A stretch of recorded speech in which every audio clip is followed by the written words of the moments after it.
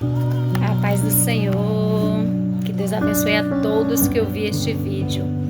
Hoje eu quero compartilhar com vocês aqui uma palavra do Senhor.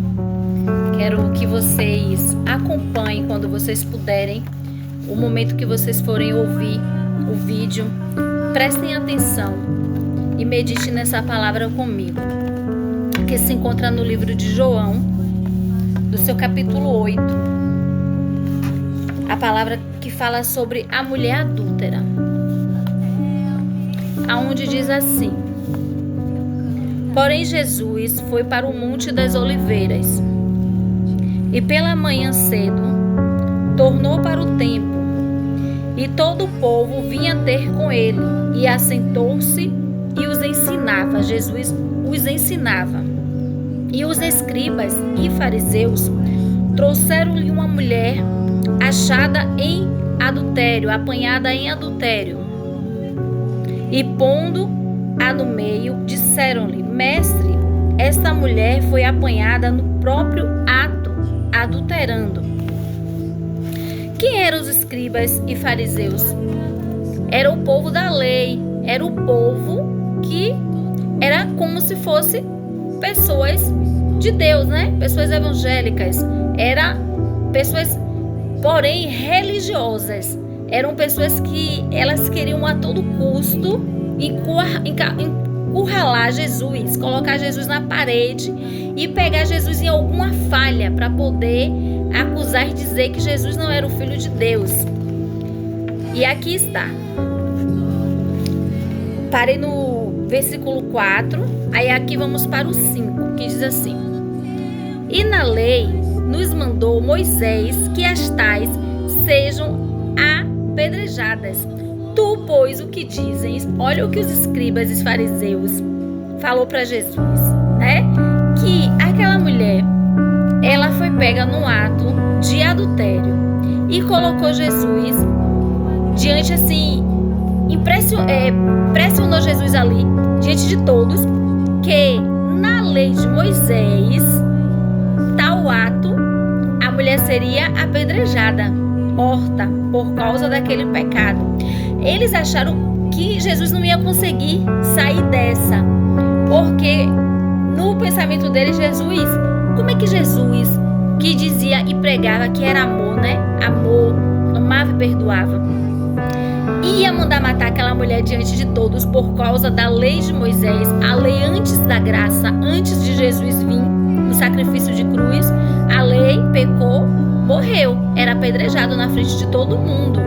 Mas Jesus veio, isso acabou, né? Mas eles não queriam entender dessa forma, não. Ainda estava vivendo aqui o tempo da lei. E aí eles acharam que Jesus ia falar: apedreja e mata, para depois eles acusar Jesus de falso profeta, dizer que amor que ele tinha, como é que ele manda apedrejar. Aí Jesus, muito sábio, né, que é soberano, ele é perfeito, ele é o Filho de Deus, ele é o próprio Deus. Aí vem aqui no 6, e isto dizia eles, tentando para que tivesse de que o acusar. Eles tentando para o que tivesse de acusar Jesus. Mas Jesus, inclinando-se, escrevia com o dedo na areia ou na terra. E como insistissem, perguntando-lhe, endireitou-se e disse-lhe: aquele que dentre vós está sem pecado, seja o primeiro que atire a pedra contra ela.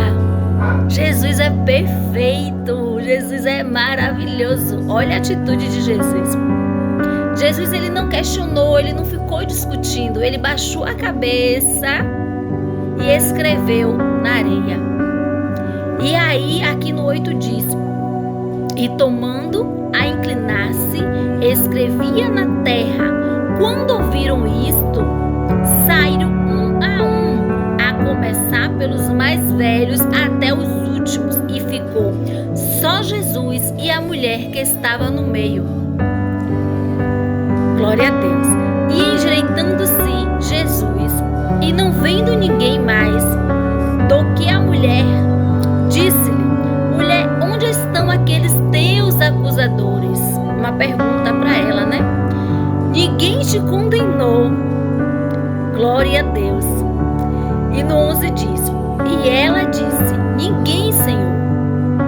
E disse-lhe Jesus: nem eu também te condeno. Vai-te e não peques mais. Amém? Glória a Deus. Louvado, exaltado seja o nome do Senhor para todo sempre. Que coisa linda. O Senhor, Ele fala comigo e com você através dessa palavra. Quem são os escribas e fariseus da minha e da sua vida para estar te acusando por causa de um erro, de um pecado, de uma falha, de uma queda sua, de uma queda minha? Quem são eles perante Jesus, que é na nossa vida? Eles não são ninguém, sabe por quê? Porque eles todos têm pecado, eles todos pecam.